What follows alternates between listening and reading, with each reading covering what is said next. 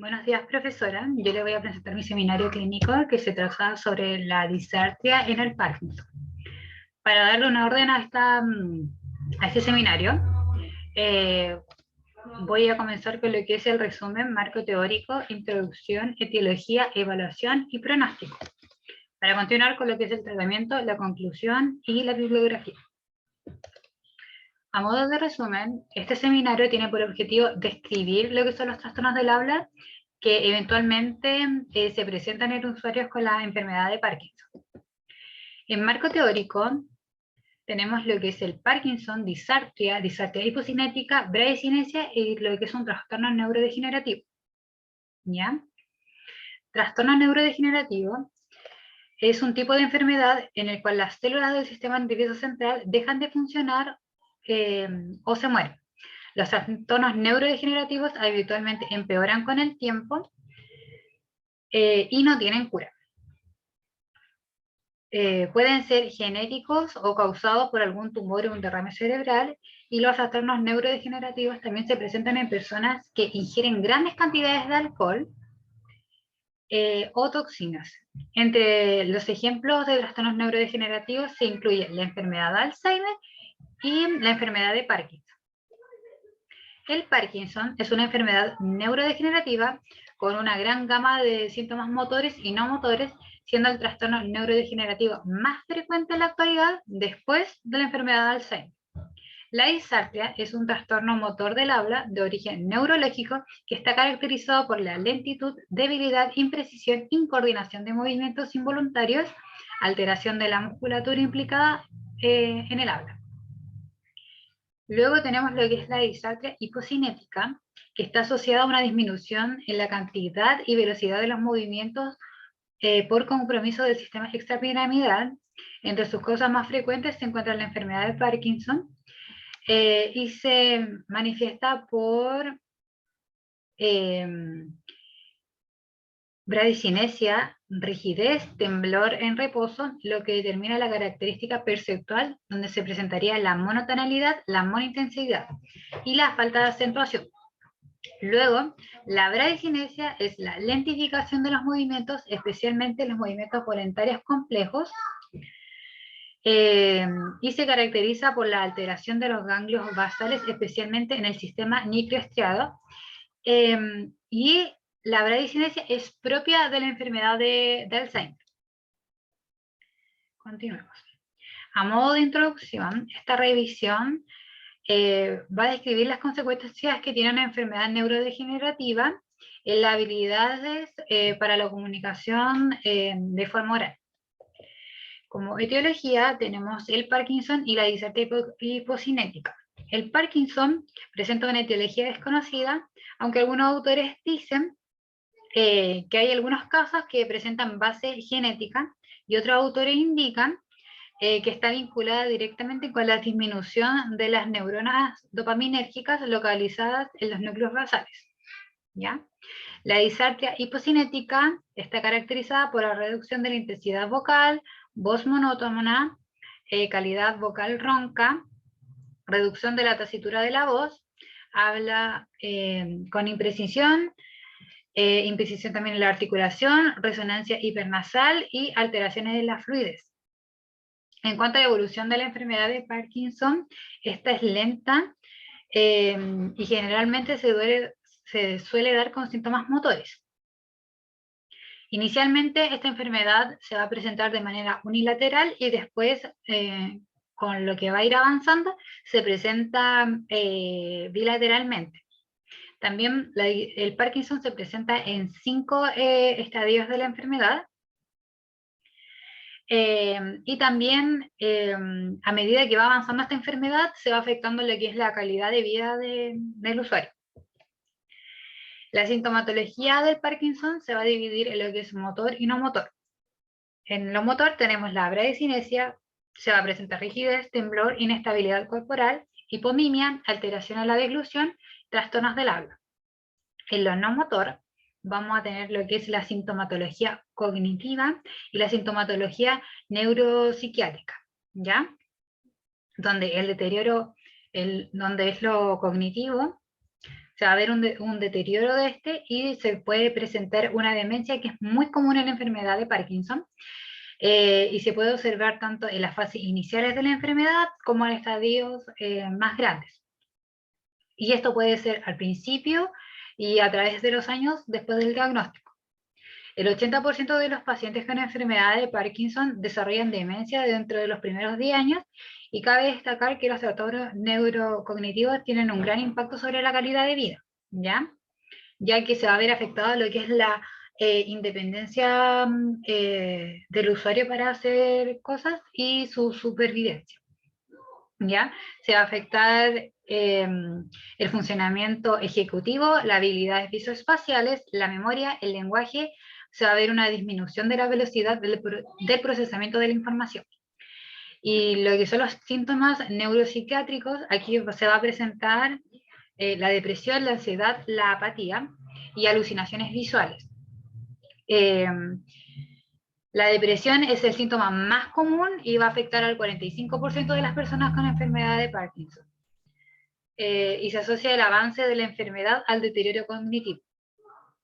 Respecto a la mortalidad en sí de las personas con la enfermedad de Parkinson, estas no mueren en sí por la enfermedad, sino se van muriendo porque cada vez que va avanzando su independencia se ve perjudiciada.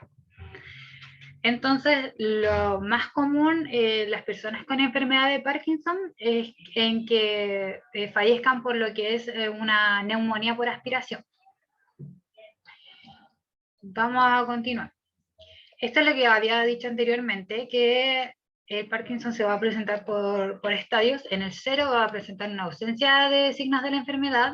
En el 1 se va a presentar una enfermedad unilateral. En la 2 va a ser bilateral y con sintomatología leve y sin trastornos posturales. En la 3 ya va a ser bilateral y se van a presentar trastornos posturales.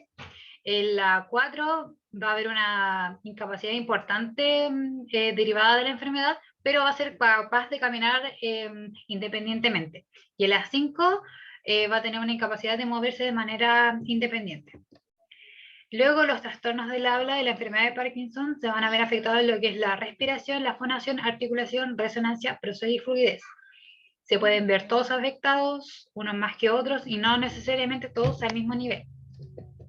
¿Ya?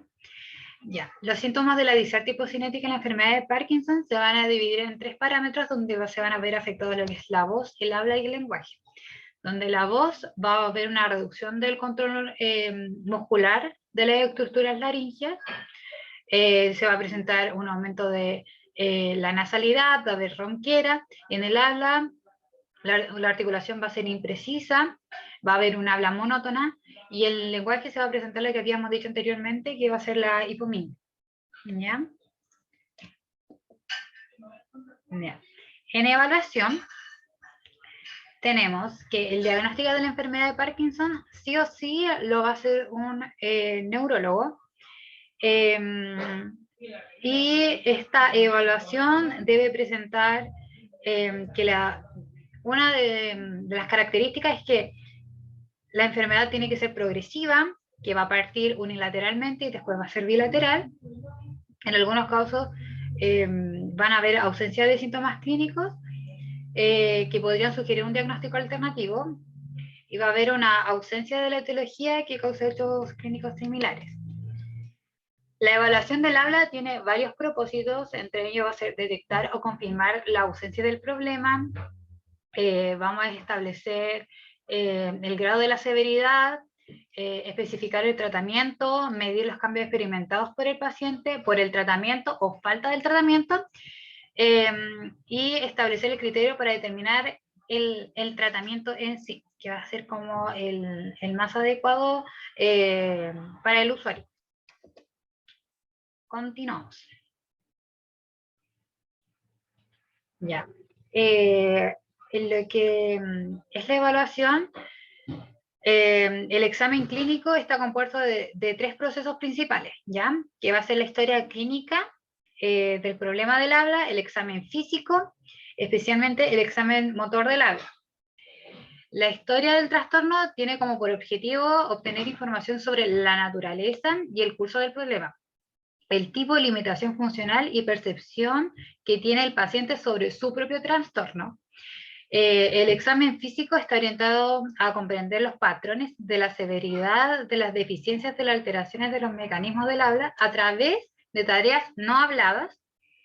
Se evalúa también la estructura de las funciones de los subsistemas mecánicos del habla, tales como la mandíbula, los labios, la lengua, mecanismos velofaríngeos, sistema respiratorio y sistema fonatorio.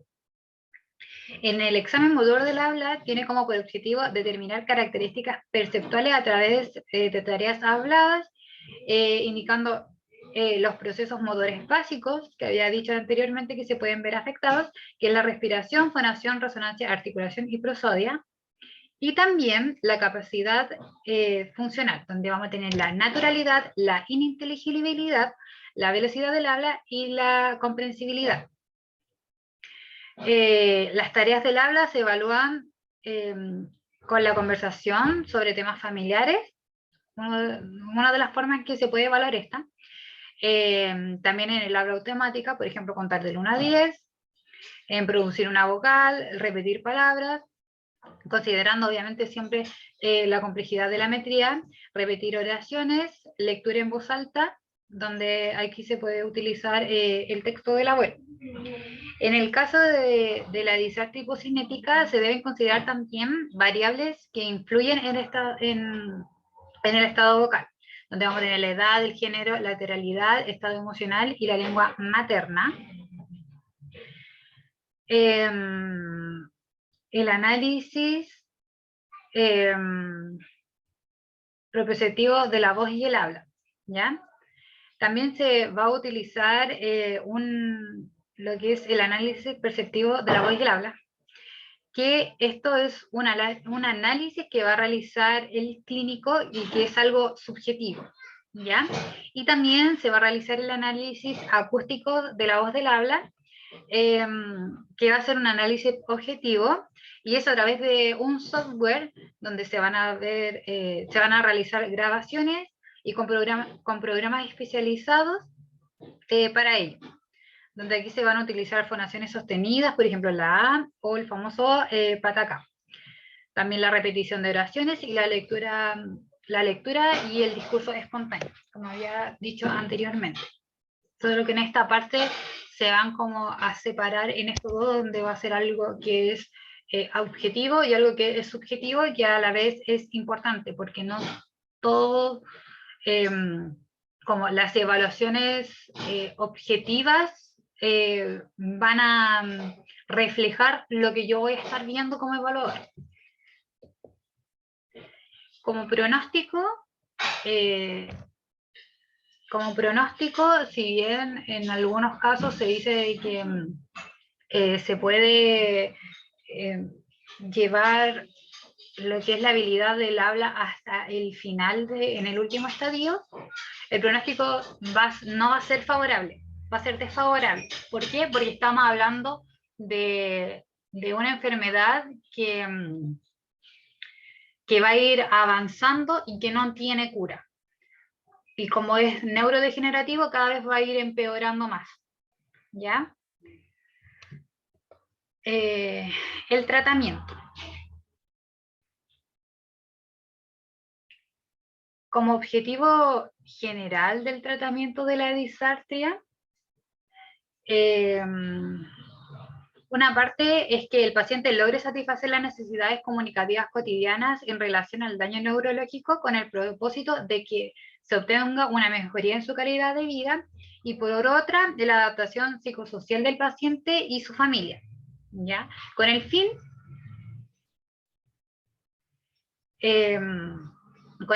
de que se puedan aceptar las limitaciones que van a ser definitivas, ya como había dicho anteriormente.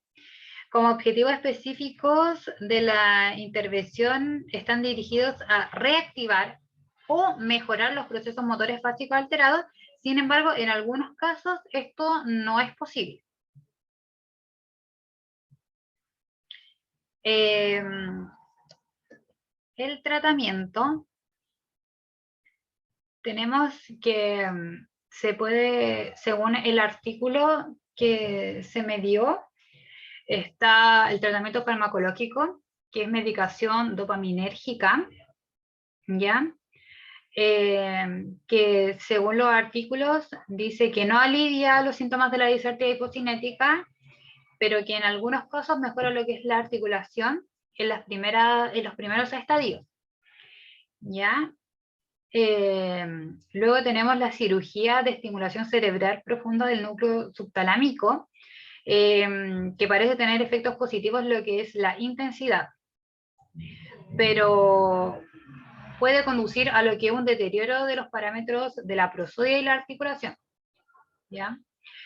La estimulación magnética transcraneal repetitiva también son inconsistentes y algunos no encuentran un efecto terapéutico, mientras que otros dicen que puede mejorar lo que es la ininteligibilidad. Y las técnicas de tratamiento fonoaudiológico suelen ser como las más efectivas para mejorar la inteligibilidad, ¿ya? Aumentar la sonoridad, la entonación de la voz a través de un esfuerzo vocal. Y el control de la retroalimentación auditiva, la principal estrategia que se va a utilizar en el tratamiento de la disartria con pacientes en la enfermedad de Parkinson. A modo de conclusión, según los estudios, dicen que existe una relación directa en lo que es la bradicinesia, la rigidez de los músculos laríngeos. La estructura laringea se va a ver afectada por la rigidez de la musculatura derivada de las alteraciones neuromusculares típicas de la enfermedad de Parkinson, lo que va a dar lugar a la inestabilidad vibratoria de las cuerdas vocales y por consiguiente las alteraciones del habla. También concluyeron que las dificultades del habla están asociadas a déficits dopaminérgicos estriales, lo que permite inferir los sustentos neutrales implicados en la producción de habla en sujetos con enfermedad de Parkinson y permite comprender las causas de la reducción de la entonación, de la prosodia, del ritmo, de la imprecisión y de la articulación verbal. Si bien se puede tratar desde la manera fonoaudiológica esta enfermedad y probablemente podamos mantener lo que es la habilidad del habla hasta el último estadio, también se ve beneficiado lo que es la cognición en los pacientes con el trabajo fonoaudiológico, con lo que es la voz, la articulación y la prosodia, ya que estos van a poder estimular lo que son los procesos cognitivos, minimizando también al mismo tiempo la progresión de la enfermedad de Parkinson y así promover lo que es la calidad de vida del usuario en esta enfermedad que va a afectar y que no tiene cura. Eso, muchas gracias.